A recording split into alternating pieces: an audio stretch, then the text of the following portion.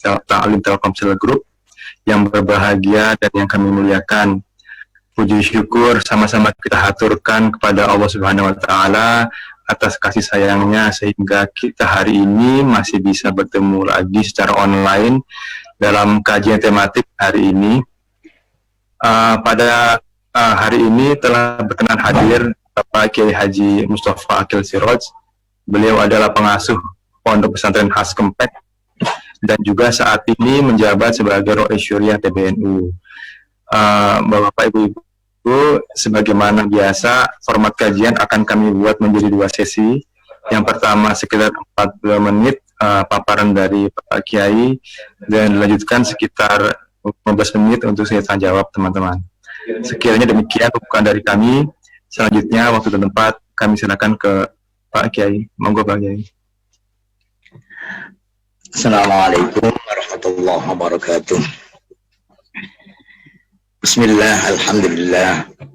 Allahumma salli wa sallim ala Sayyidina Muhammad Rasulullah sallallahu alaihi wasallam wa ala alihi wa sahbihi wa mawalah. Amma ba'd. Para pemirsa yang saya hormati, shaimin wa shaimat, maksudnya pengasuh dan pembina Majelis Taqwa Telkomsel. Qabilallahu syukrahum. Alhamdulillah, kita memasuki al-ashrul awakhir, 10 hari yang ketiga, di mana dalam semua maqalatil ulama, aqwal ulama yang diambil dari tahrir Rasul, bahwa dalam 10 hari yang ketiga ini sangat-sangat diharapkan, sangat-sangat diprediksi wujudnya dan terdapatnya Lailatul Qadar, terutama dalam tanggal-tanggal ganjil. Oleh karena itu kita berharap minimal paling tidak dalam 10 hari yang terakhir ini kita lebih baik daripada hari-hari sebelumnya, lebih takarub lagi, lebih memperbanyak amal lagi, dan lebih meningkatkan nilai dari amal itu sendiri.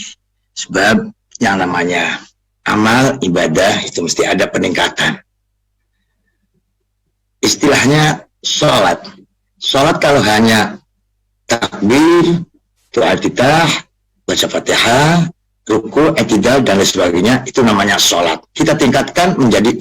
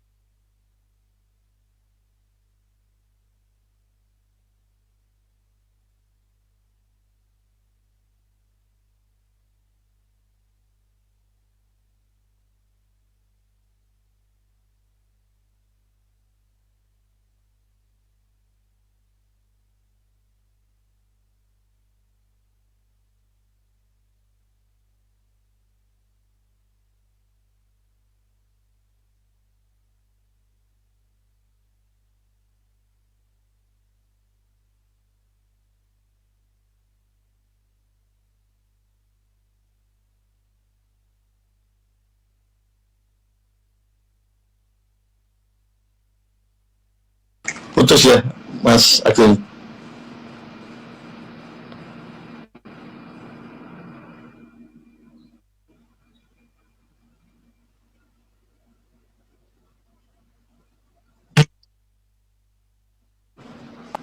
Kang Warno, videonya berhenti nggak di sana? Iya, berhenti kan? Yang Pak Kiai berhenti. Soalnya juga nggak ada Pak Kiai. Sebentar. Iya.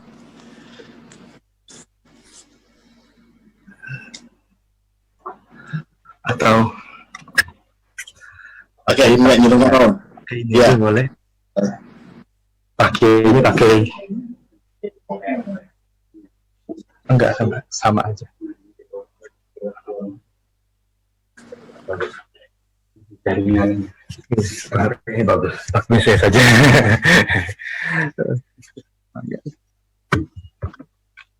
Ini pakai habis paketan datanya. lama ya. Dari awal nih, kan mulai dari awal nggak apa-apa kan? Lanjut malah tahun. Nah, saya lanjutkan. Tono Sugeng. Nggih, Pak Yai, monggo. Itu ada baiknya.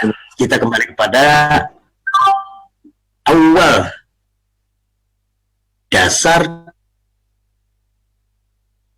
dan tujuan kita puasa.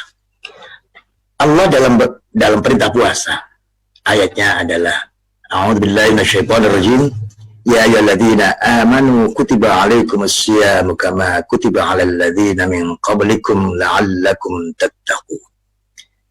Ayat puasa ini Allah awali dengan kalimat ya ayyuhalladzina amanu, wahai orang yang mukmin, wahai orang yang iman.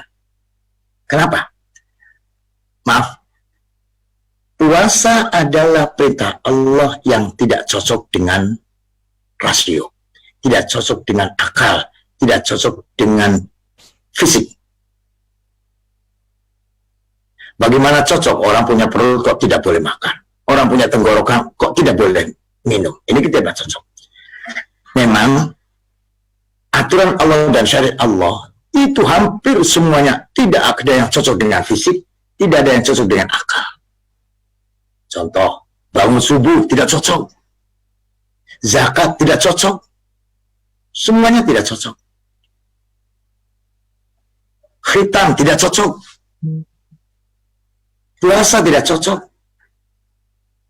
Oleh karena aturan Allah itu tidak cocok, maka ketika ada aturan Allah, hendaknya jangan diterima dengan akal, jangan diterima dengan fisik, terimalah dengan iman. Kalau iman yang menerima, maka apapun bentuknya akan diterima dengan senang dan akan diterima dengan berusaha merasa cocok. Awalnya nanti juga akan senang. Oleh karena itu, Nabi Muhammad SAW dalam sholat ini sudah perintah kepada Bilal, ya Bilal, arihna bis salah, arihna biha ya Bilal. Bilal, istirahatkanlah saya dengan sholat. Jadi sholat itu istirahat itu enak, cocok kan gitu. Itu kalau sudah tingkatnya ke sana ya. Ya kembali kepada puasa adalah tidak cocok dengan akal. Oleh karena itu jangan diterima dengan akal, terimalah dengan iman. Pada satu ketika Nabi Muhammad SAW tawaf. Di belakang Nabi Muhammad mengikuti adalah sahabat Umar. Sahabat Umar mengikuti Nabi Muhammad tawaf. Sahabat Umar adalah sahabat yang luar biasa, yang kita perlu sekali bersyukur, terima kasih pada sahabat Umar. Kenapa? Dulu ketika awal wahlah, pertama kali Allah perintahkan puasa itu begitu masuk maghrib buka, masuk isya imsak, wakila mada malam yanam. Istilah Jawanya, tong maghrib buka, tong isya imsak. Itu berjalan, kita mana kuat ya. Jadi puasa itu 23 jam. Berjalanlah. Pada satu malam, wallahualam apa yang terjadi, sahabat Umar menarik istrinya malam hari Ramadan ke kamarnya dan terjadilah wiqa,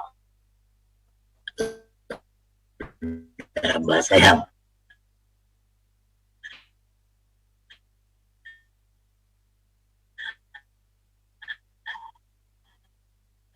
bahasa umum jima.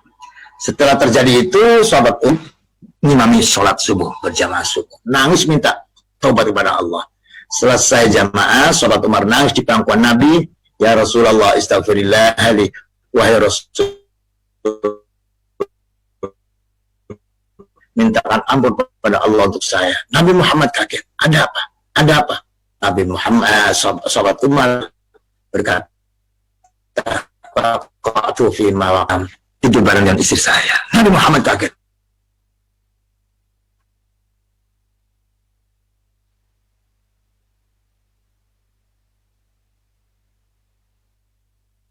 diem selama sekali mulai atas malam hari Ramadan, boleh tidur bersama istri, boleh makan minum dan lain sebagainya.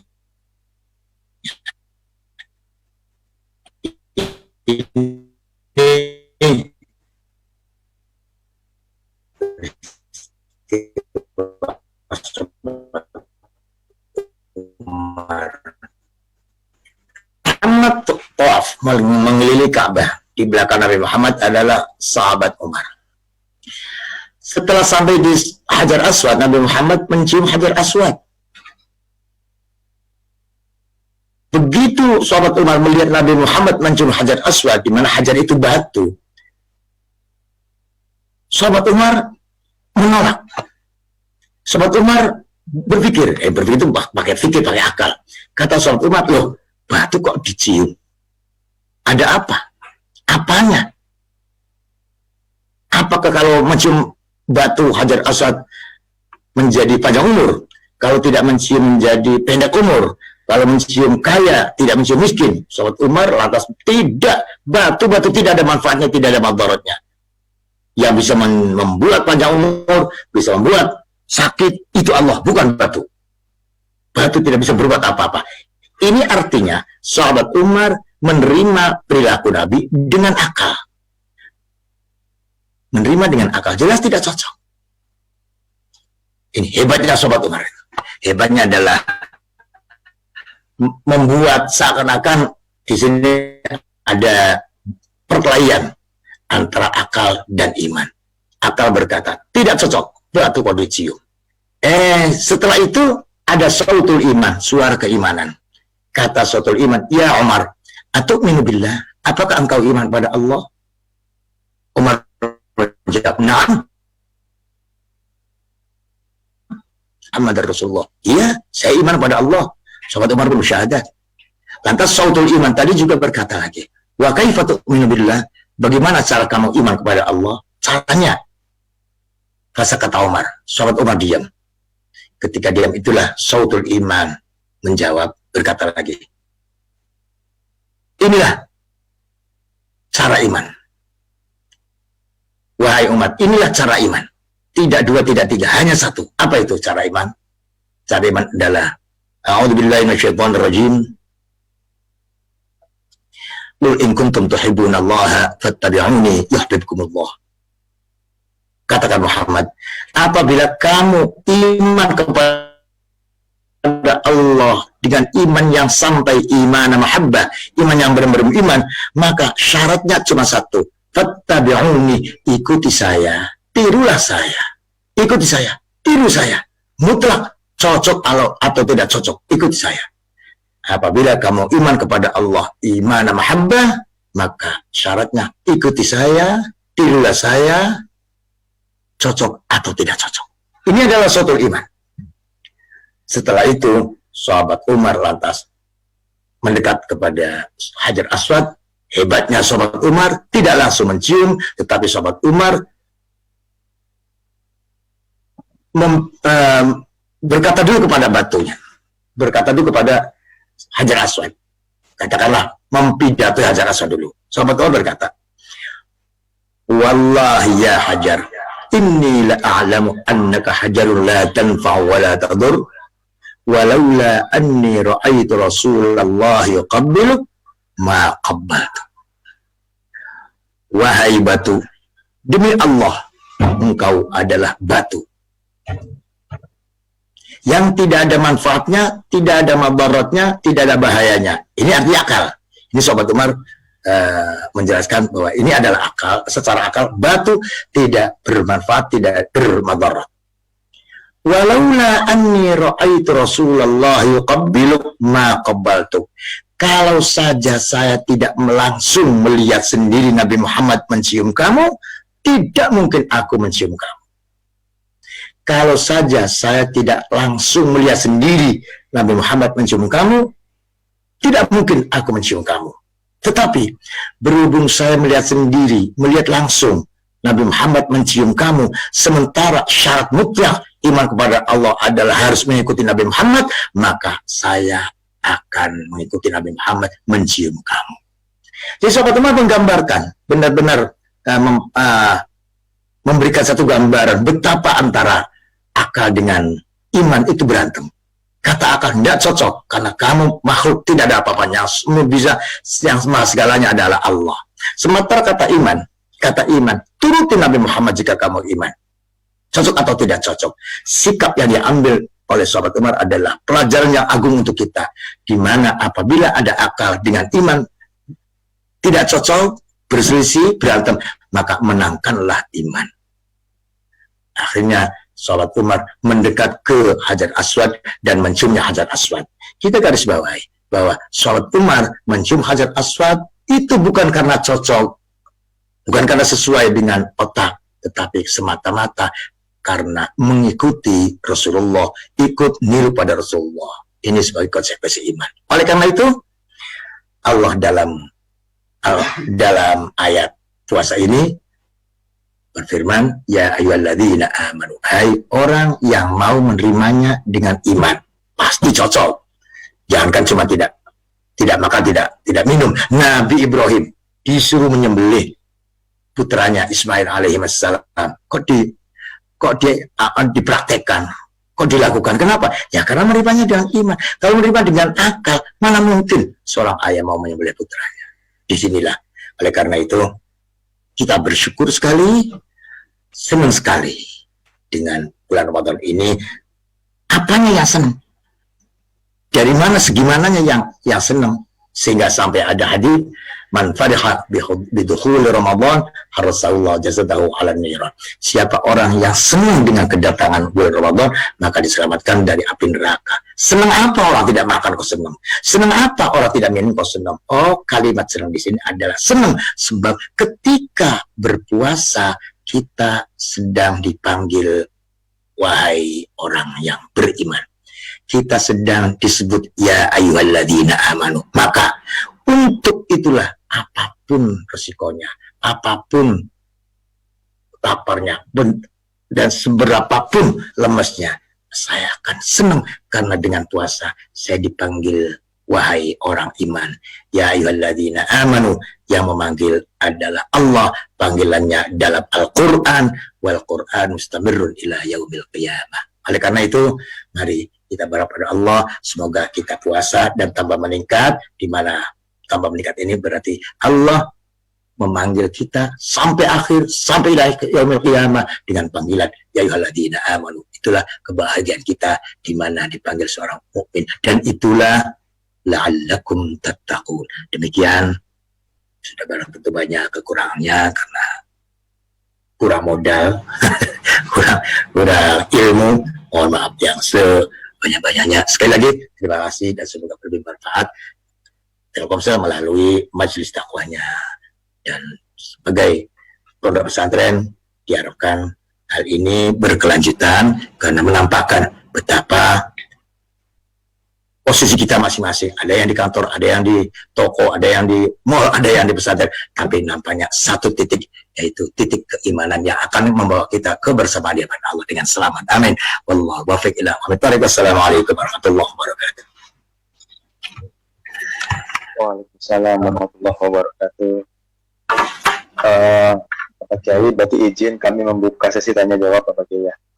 Pada teman-teman di majelis Fikon maupun offline, silakan menanyakan langsung kepada Pak Kiai. Silakan.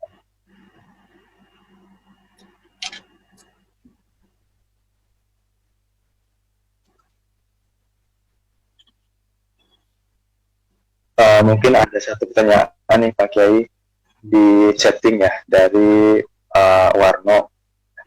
Beliau menanyakan kajian Kiai menyambung dengan kajian ilmu yakin, ainul yakin dan hakul yakin Kiai. Kira-kira kaitannya dengan kajian hari seperti apa ya? Bismillahirrahmanirrahim.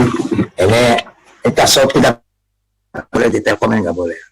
Di Telkom nggak ada. Di Telkom kok tasawuf. Bagaimana operasionalnya? Jadi ada ayat wa'bud rabbaka hatta ya'tiyakal yaqin. Sembahlah Allah sampai engkau mencapai yakin. Ada kalimat yakin ini ulama menguraikan berbagai macam sudut pandang. ada yang hatta yakin sampai mati, macam-macam. Dan dunia tasawuf membagikannya, memang ilmu itu ada tahapan orang itu ada ilmu yakin, ainul yakin, hakul yakin. Ilmu yakin itu ilmu yakin, artinya yang punya dasar dalil yang benar, itu ilmu yakin. Meningkat menjadi ainul yakin, melihat dengan dekat dan tidak bisa terbantahkan. Kalau sudah hakul yakin, sudah memasuki. Contoh, kalau kita mendengar dan yang ngomong kepada kita seorang ustadz, seorang kiai, di jalan raya ada mobil tabrakan, itu saya mempunyai ilmu yakin karena yang ngomong seorang kiai, seorang ustadz. Nah, saya lari ke jalan raya, melihat, oh benar ada mobilnya ringsek tuh, dengan dekat, dengan mata kepala. Itu namanya ainul yakin. Ainul yakin. Nah, saat saya masuki, saya pegang itu mobilnya, itu adalah hakul yakin. Ya ternyata ibadah itu tahapannya begitu. Ketika kita ta'abbud pada Allah dengan ilmu, bukan karena terbawa-bawa, dan ilmu apa sih itu sholat, bagaimana sih sholat, kenapa sih ada sholat. Makanya dunia kita itu yang paling dipentingkan sekarang, ya belum barangkali belum sampai ke sana, dalam pesantren dan dalam diri kita masing-masing, jarang sekali, masih belum sekali cepat membicarakan atau menerangkan tentang elat atau tujuan. Contoh, ya ayyuhalladzina amanu kutiba alaikumusiyam kama kutiba alal ladzina min qablikum la'allakum tattaqun. Wahai orang mukmin, puasalah supaya jadi orang takwa. Uraikan kenapa puasa menjadi orang takwa. Urainya apa? Hubungannya apa takwa dengan puasa? Kita tarik ke atas lagi. Alif lam mim dzalika kitabul la raiba fihi hudal lil muttaqin. Quran adalah petunjuk bagi orang takwa. Sementara puasa menjadi orang takwa. Nanti di sana disediakan surga uiddat lil muttaqin. Surga untuk yang bertakwa. Itu kaitan apa? Itu jarang sekali. Oleh karena itu, ketika kita punya dasar ilmu yang jelas, haditsnya jelas, dan lain sebagainya sudah jelas mengenai ibadah, itu ibadah. Contoh sholat, kita sudah mencapai ilmu yakin. Mencapai ilmu yakin. Nah, dalam ilmu yakin ini biasanya ulama mengatakan makomnya adalah makom muraqabah. Makom muraqabah itu Allah, kita berkeyakinan bahwa Allah melihat kita. Lantas meningkat, sudah yakin terus sekali sampai tidak ada keraguan, itu mencapai adalah musyahadah. Anta'budallaha ka'annaka tara fa illam takun tara fa innahu yarak. Lah kalau sudah menyatu dengan Allah, yakin tidak ada apa-apanya kita ini. Kita ini apa sih? Disebut kita berapa tahun sih? Paling 60-70 tahun. Setelah 70 tahun, apa masih ada kalimat kita untuk kita? Sudah nggak ada. Oleh karena itu, sudah menyatu, artinya menyatu tidak memandang apa-apa kecuali Allah, itu namanya sudah hakul yakin. Nah, demikian sekali lagi Mas Warno, bahwa pertanyaan ini adalah bukan pertanyaan dari Anda untuk saya, tapi dari mereka untuk mereka yang lebih tinggi lagi. Matur nuwun, maafun kata. Terima kasih Pak Kiai. Teman-teman yang lain, barangkali ada masyarakat yang ingin tanyakan, dipersilahkan.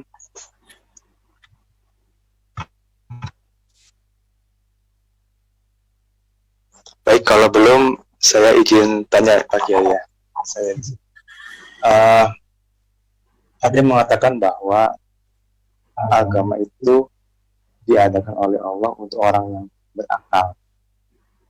Kaitannya dengan kajian hari ini, Pak Kiai, itu seperti apa? Penempatan kita, akal kita seperti apa dalam agama? Puasa berakal ya. Hebat sekali. Pertama, luar biasa. Allah membuat manusia itu mulia, agung. Walaqad karramna bani Adam. Allah memuliakan turunan Adam dengan akal. Setelah Allah memberi manusia dengan akal dan itu mulia, Allah memberikan fasilitas kepada manusia semuanya. Walladzi khalaqalakum ma fil ardi jami'a. Wahai anak cucu Adam, seluruh apa yang saya buat, saya ciptakan bumi langit ini untuk kamu. Apa yang ada di bumi untuk kamu. Luar biasa. Untuk kamu. Kelolalah. Silakan. Apa? Bumi kelolalah wasta'marakum fiyah.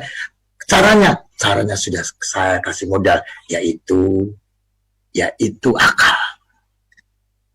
Sekarang banyak orang yang menanyakan secara rasional apa itu sholat, apa itu puasa, dan lain sebagainya. Sebagai yang tadi ditanyakan. Sebetulnya pertanyaan itu tidak boleh. Kenapa tidak boleh? Mengurangi kadar ketundukan kepada Allah. Kenapa puasa? Karena anu. Jangan. Yang paling indah, yang paling tinggi nilainya adalah kenapa kamu puasa? Karena iman pada Allah. Karena ini perintah Allah. Sudah selesai semua. Kenapa sholat? Karena ini perintah Allah. Kenapa puasa? Kenapa haji? Apalagi haji. Haji itu semata-mata karena perintah Allah. Karena persoalan haji tidak rasional. Amal haji tidak rasional. Yang namanya amal haji itu apa sih? Wukuf di Arafah. Pada siang hari, panasnya bukan main. Kenapa masih siang hari? Bahaya. Kenapa tidak malam? Yang namanya lempar jumroh. Ya Allah, lempar batu di sumur. Menunggu haji 10 tahun, 20 tahun. Begitu mau berangkat, selamatan, besar-besaran. Sampai di sana, lempar batu. Apanya? Ya Allah, semuanya tidak rasional. Yang ada adalah kepasrahan total kepada Allah. Itu ibadah pasrah total. Cuma banyak ulama yang memberikan supaya tambah semangat, ada memberikan elat-elat tujuan-tujuan. Itu hanya hikmah, bukan dari Allah, dari ilmu ulama. Kalau dari Allah enggak, puasanya total puasa. Sebab jika kamu membuat alasan, apakah benar alasan kamu sesuai dengan yang dikehendaki Allah? Kata Allah, untuk ini, apakah benar kamu begitu? Apakah bukan justru merendahkan nilai-nilai perintah Allah itu sendiri karena disesuaikan dengan otak kamu? Kayak begini. La'allakum tattaqun. Puasa itu takwa. Puasa itu Ramadan semata-mata karena menerima Al-Quran. Al-Quran diturunkan pada bulan Ramadan. Al-Quran kitab yang suci, maka kita menerima harus suci. Sebagai nama Nabi Muhammad SAW, ketika akan menerima Al-Quran juga akhirat, Nabi Muhammad itu dibedah dulu supaya suci. Maka kita menerima Al-Quran adalah suci. Suci itu dari nilai-nilai yang buruk, nilai yang jelek. Contoh, sifat-sifat yang jelek, takabur, riya, sum'ah, dan lain sebagainya. Oleh karena itu harus suci dulu. Di mana suci ini? Dari nilai-nilai syahwani, nilai-nilai yang jelek, itu keluarnya dari apa? Dari makanan. Dari makanan. Coba kita awali lagi. Bumi gersang, mati semua, pecah semua, maka diturunkanlah air hujan. Setelah air hujan, buminya hidup, tumbuh-tumbuhan hidup, segala pohon-pohon hidup, buah-buahan banyak sekali, dan kita memakan dan konsumsi buah-buahan itu. Ada mangga, ada pisang, ada jeruk, ada apel, ada anggur, ada macam-macam. Yang semua buah-buahan ini adalah mengandung semua kebutuhan unsur manusia, unsur kehidupan manusia.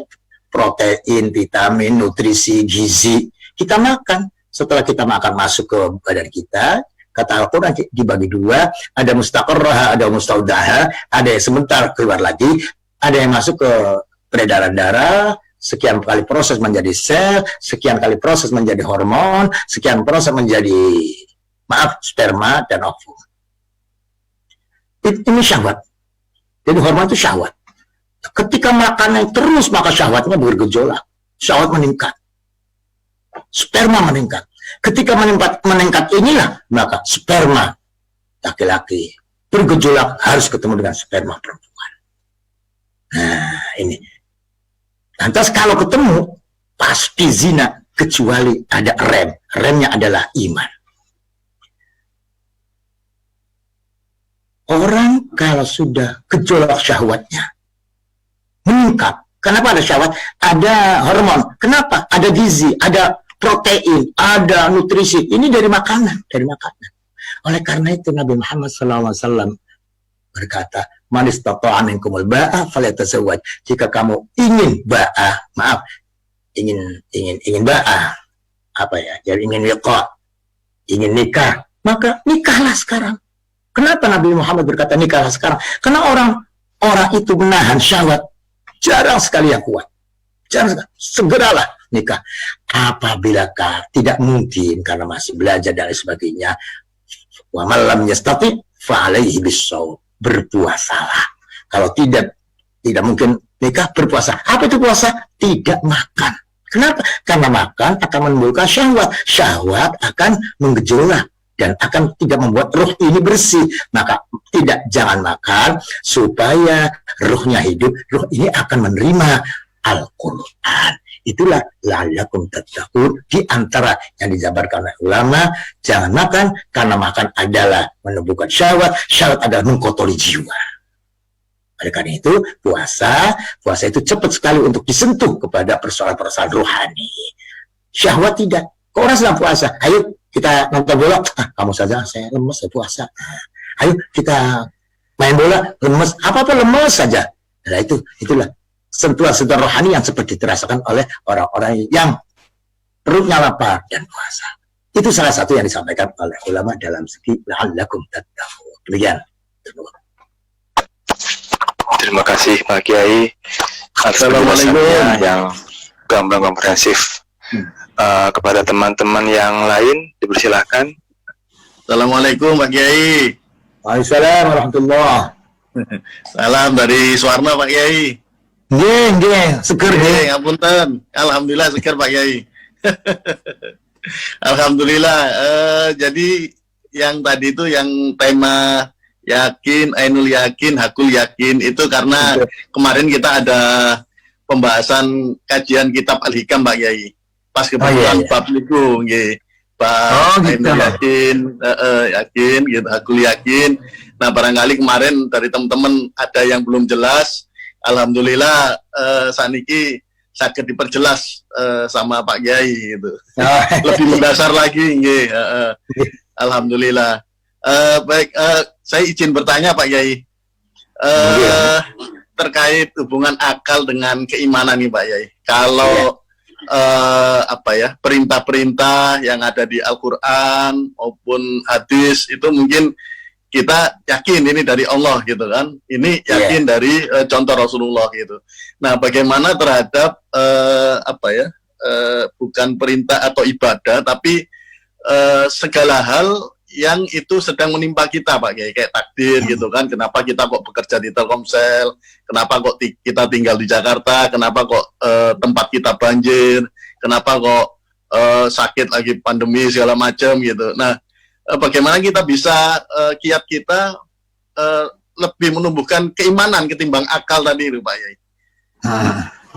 Oke. Sampun Pak Kiai, matur nuwun ngapunten. Assalamualaikum.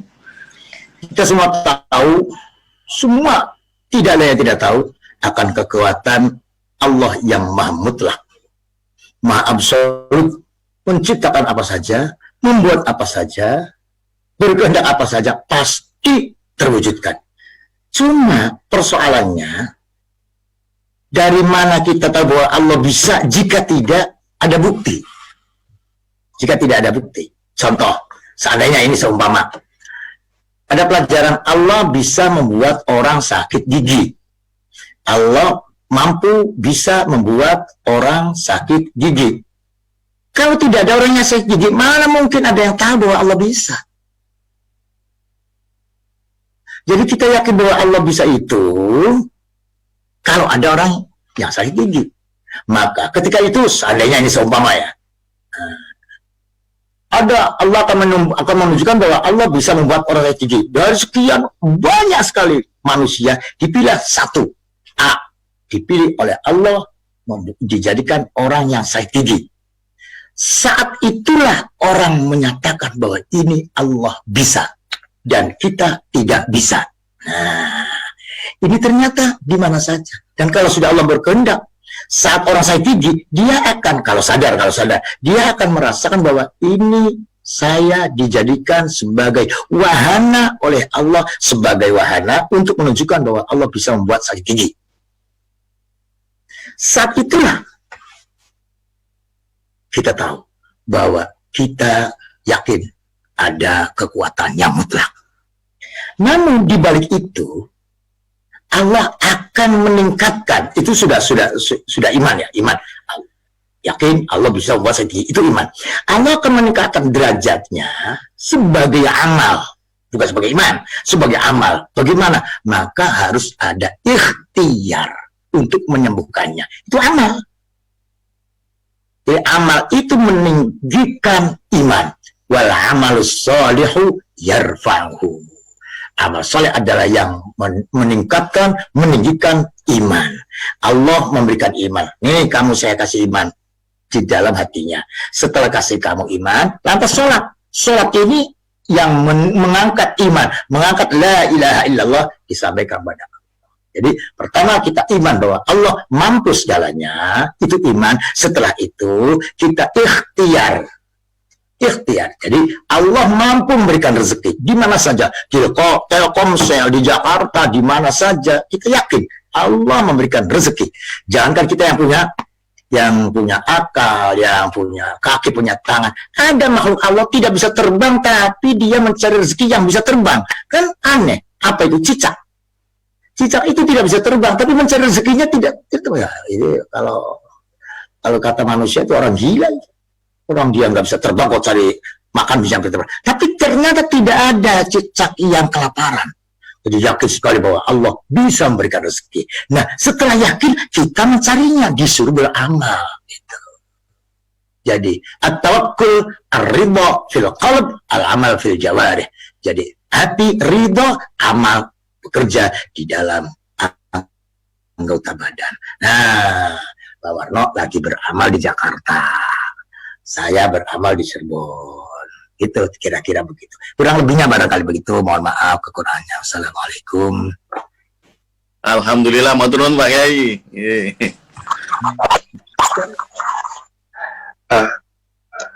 Teman-teman yang lain dipersilahkan, mumpung masih ada waktu sekitar 15 menit ya.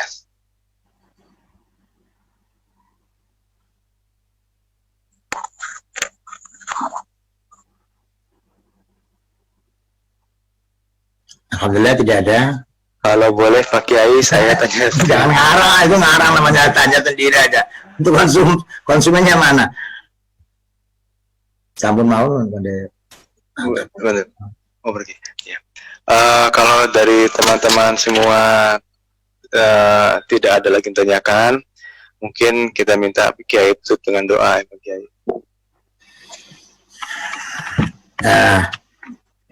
Teman-teman Majelis Taqwa Telkomsel khususnya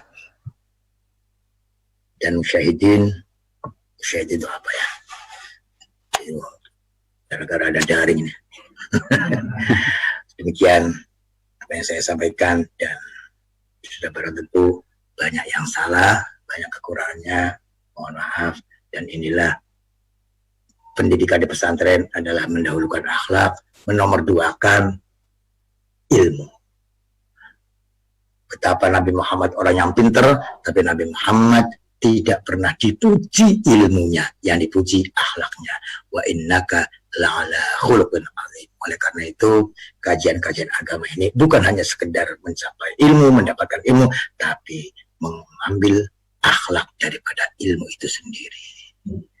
Kalau kiai-kiai itu biasanya wassalam, hormat saya al-faqir, itu namanya akhlak.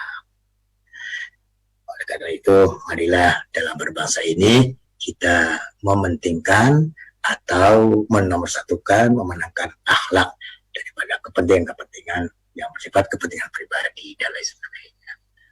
Dalam satu makalah adalah idza ta'aradal adab wal amr quddibal adab al amri. Apabila akhlak tata krama bertentangan dengan perintah, maka yang dimenangkan adalah tata krama. Hal itu adalah demi kebersamaan, demi kebersatuan, demi saling menghargai. Dan ini adalah yang diperlukan oleh bangsa dan negara kita pada saat ini. Demikian. Mohon maaf. Wassalamualaikum warahmatullahi wabarakatuh. Allahumma shalli ala sayyidina Muhammad wa alhamdulillahi rabbil alamin. Allahumma taqabbal minna innaka antas samiul alim wa tub alaina innaka antat tawwabur rahim. Allahumma innaka afuwwun karimun tuhibbul 'afwa fa'fu 'anna. Allahumma inna nas'aluka ridhaka wal jannah wa na'udzubika min sakhatika wan nar. اللهم اجرنا من عذاب النار اللهم اجرنا من عذاب النار اللهم اجرنا من عذاب النار برحمتك يا ارحم الراحمين اللهم اجعل رمضان لنا شهر الرحمة والمغفرة اللهم اجعل رمضان لنا شهر العتق من النار اللهم اعتق رقابنا ورقاب آبائنا وأمهاتنا وذرياتنا من النار برحمتك يا ارحم الراحمين صلى الله على سيدنا محمد وعلى اله وسلم والحمد لله. Dengan berakhirnya doa tadi dari Pak Kiai, maka acara ini berakhir pula. Terima kasih atas kesediaan Pak Kiai di sela-sela kesibukannya untuk mengisi acara kami. Kami tutup dengan doa kafaratul majelis. Subhanaka Allahumma bihamdik asyhadu an la ilaha illa anta astaghfiruka wa atubu ilaik. Assalamualaikum warahmatullahi wabarakatuh. Assalamualaikum warahmatullahi wabarakatuh. Matur nuwun Pak Kiai. Sarang-sarang. Nggih, punten. Monggo. Pak Warno. Alhamdulillah Pak Kiai. Pada Jakarta nggih. Nggih, iya, ini nggak bisa mudik Pak Kiai. Anu lewat laut. Oh, lewat laut nggih Pak Kiai. Nggih, tapi lewat laut 2 hari wonten saking Jakarta Semarang. Nggih. Nggak ada niki kesempatan nggih Pak Kiai. Monggo turun. Nggih, nggih, turun. Nggih. Alhamdulillah.